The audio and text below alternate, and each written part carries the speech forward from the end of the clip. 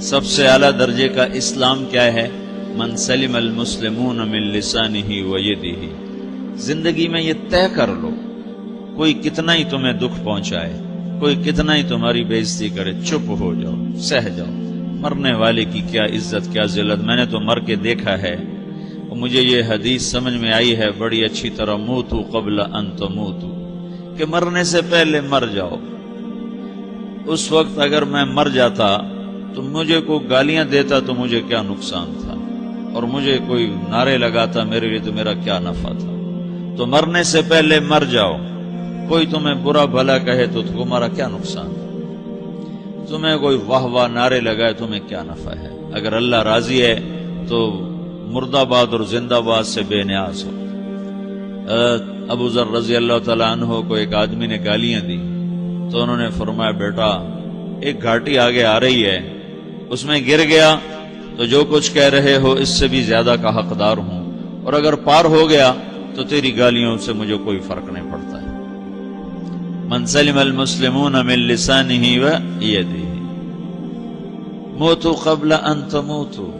چونکہ آج کل اخلاق ہیں انتقامی، معاف کرنے والے اخلاق ہیں نہیں، انتقامی اخلاق ہیں۔ ہمارا معاشرہ انتقامی ہے، اچھا کرو گے تو ہم اچھا کریں گے، برا کرو گے تو ہم برا کریں گے، جیسا کہو گے ویسا ہم سے سنو گے۔ یہ ہمارا ماحول ہے، یہ ہمارا۔ ایک ماں کہہ رہی تھی دوسری ماں کو، میرے پترا کدی کسی نے واسطے سلام نہیں کیتا، بڑے فخر سے کہہ رہی ہے، ہمارے اپنے گاؤں کی بات بات، میرے پترا کدی نہیں کسی نے واسطے سلام کیتا، مائی جڑا کرے انہوں کریں دیں، جڑا نہ کرے انہوں پوچھ دے ہی کوئی نہیں۔ یہ وہ فخر سے کہہ رہی، جو سب سے بڑا عیب ہے وہ سب سے بڑا فخر بنا ہو۔ میرے پترا کدی نہیں کسی نے واسطے سلام کیتا۔ جب ماں باپ نے یہ سبق دیا تو اولاد کا کیا قصور ہے؟ تو ہمارا معاشرہ انتقامی ہے، ایک کی 10 سنانے کا ماحول ہے، تو آپ 100 کی ایک بھی نہ سناؤ۔ احنف بن قیس رضی اللہ تعالیٰ عنہ پہ ایک آدمی نے چڑھائی کر کہنے لگا ایک سناؤ گے نا تو 10 سنو گے میری طرف سے۔ تو احنف بن قیس کہنے لگے بھائی تو مجھے 100 بھی سنائے گا نا تو میری طرف سے ایک بھی تو نہیں سنے گا۔ ایک آدمی ان کی بڑی بےزتی کر رہا تھا اور وہ چل رہے تھے اور وہ 100 گالیاں بک رہا ہے۔ جب آ گیا نا قریب شہر تو کہنے لگے دیکھا میرا قبیلہ یہاں رہتا ہے، اگر کسی نے سن لیا نا تو تیری بڑی دھلائی کر دے گا، تو نے جو مجھے گالیاں دینی میں کھڑا ہوں یہیں تو دے لے، تو اپنا سارا زور پورا کر لے تاکہ آگے تجھے کوئی تکلیف نہ پہنچا دے میری وجہ سے۔ تو وہ پاؤں پہ گر کے معافی مانگنے لگا کہ واقعی تو بڑے حلم والا ہے۔ وہ مشہور تھے اپنے حلم میں، بردباری، اور لوگ ان کا امتحان لینے آیا کرتے تھے کہ بھئی کوئی ہے جو احنف کو غصہ دلا دے، تو لوگ ناکام ہو جاتے تھے، ان کو غصہ نہیں آتا۔ ایسے ایک عرب سردار گزرا معن بن زائدہ، وہ بھی اپنے حلم میں بڑے مشہور تھے۔ ایک دفعہ لوگوں میں شرط لگ گئی کوئی ہے معن بن زائدہ کو غصہ دلائے تو ہم اس کو انعام دیں گے۔ تو ایک شاعر نے کہا میں غصہ دلاتا ہوں، تم دیکھنا ایسے سیخ پا ہو جائے گا جیسے جانور۔ تو وہ چلا گیا اس کی مجلس میں، دربار لگا، عرب سردار تھا بہت بڑا، دربار لگا ہوا، تو کہتا السلام علیکم، وعلیکم السلام۔ تو معن بن زائدہ پر ایک دور بڑے فقر کا گزرا تھا، پھر اللہ نے اس کو بہت بڑی سرداری دی، بنو عباس کا بہت بڑا یہ وزیر گورنر تھا۔ تو کہتا اتذکر اذ لحافک جلد شاۃ واذ نعلاک من جلد البعیر، کیوں بھائی تجھے یاد ہے جب تیرا بستر بکری کی کھال تھا اور تیرے جوتے اونٹ کی کھال کے تھے؟ تو کہنے لگا کیوں نہیں یاد، بھلا کوئی ماضی بھی بھولتا ہے؟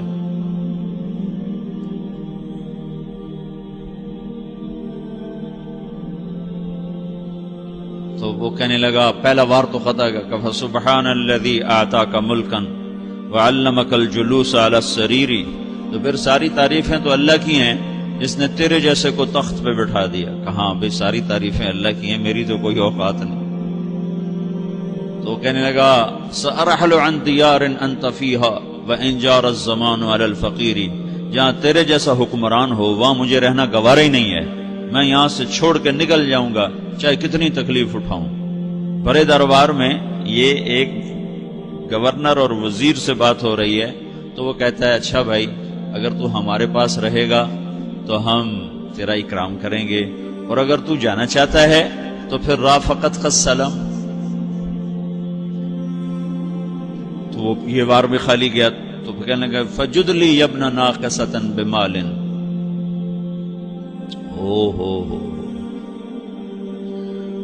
او گندی ماں کے بیٹے مجھے کچھ عطا بھی کر، میں بغیر پیسے کے سفر کیسے کروں گا؟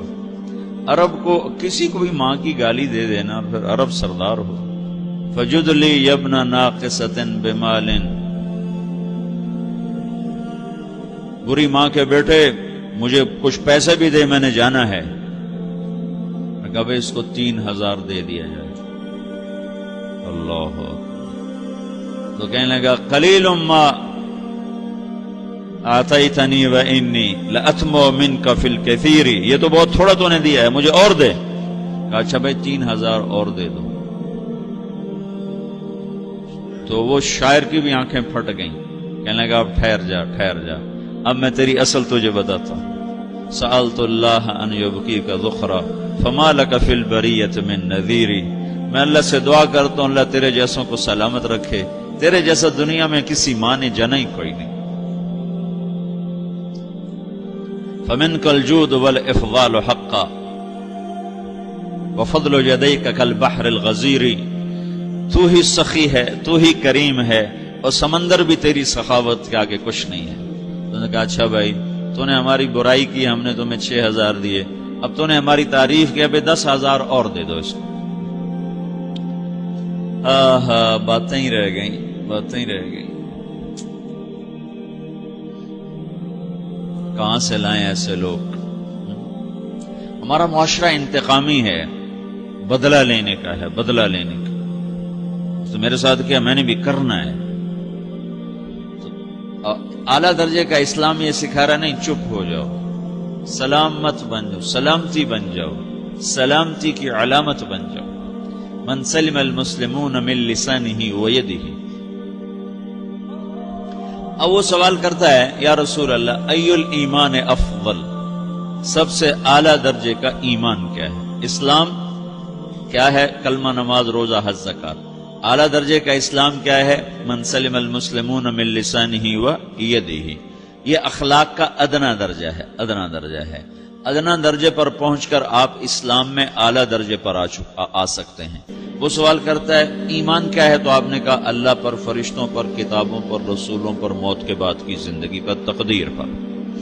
اب ایک اور سائل سوال کرتا ہے ای الایمان افضل، سب سے اعلیٰ درجے کا ایمان کیا ہے؟ تو آپ نے فرمایا حسن الاخلاق، اچھے اخلاق سب سے اعلیٰ درجے کا ایمان ہے. جو آدمی اسلام میں، جو آدمی اخلاق میں، جو مرد عورت اخلاق میں ادنا درجے پر ہوتا ہے وہ اسلام میں اعلیٰ درجے پر پہنچتا ہے. اب اگر وہ اخلاق میں اعلیٰ درجے پر آ جائے تو اب یہ کہاں پہنچے گا؟ اب یہ کہاں پہنچے گا؟ میرا نبی کہہ رہا ہے سب سے اعلیٰ درجے کا ایمان ہے حسن اخلاق، حسن اخلاق. ابو ہریرہ نے پوچھا یا رسول اللہ وما حسن الاخلاق، یہ بھی ایک اور حدیث ہے. یا رسول اللہ حسن اخلاق کیا چیز ہے؟ تو آپ نے 3 چیزیں فرمائی، تصل من قطعک وتعطی من حرمک وتعفو عمن ظلمک. جو تم سے توڑے نہ تم اس سے جوڑو. نہیں کرتا سلام نہ کریں، کوئی ہم چھوٹے باپ کے ہیں، ہم تو کبھی بھی نہ کریں، ہم تو کبھی بھی نہ منہ تھوکیں بھی نہیں. ہم تو میرا نبی کہہ رہا ہے جو توڑے تم اس سے جوڑو، جو محروم کرے اسے عطا کرو، جو زیادتی کرے اس سے درگزر کرو. یہ 3 کام جو عورت مرد کر لے گا یہ اخلاق کے اعلیٰ درجے میں ہے. جب یہ اخلاق کے اعلیٰ درجے پر پہنچتا ہے تو پھر میرا نبی کیا بشارت دیتا ہے؟ ادنا درجے پر پہنچ کر تو اعلیٰ مسلمان کی بشارت ہے، اور اخلاق میں اعلیٰ درجے پر پہنچ کر میرا نبی کہتا ہے کاد الحلیم ان یکون نبیا، اعلیٰ اخلاق والا بس نبی بنتے بنتے رہ جاتا ہے. اعلیٰ اخلاق والا ایسے ہے جیسے کہ نبی، قریب ہے کہ وہ نبی بن جائے. یہ تو ہے نا ترجمہ، لیکن ہم ہمارے اردو میں کہتے ہیں وہ نبی بنتے بنتے بنتے رہ گیا. کیا مطلب؟ کہ اس میں اور نبی میں صرف نبوت کا فرق رہ جاتا، باقی وہ سب کچھ حاصل کر لیتا ہے. تو یہ سارے دین کا میں نے آپ کو خلاصہ بتایا ہے کہ میری آپ کی ضرورت ہے کہ میرا اسلام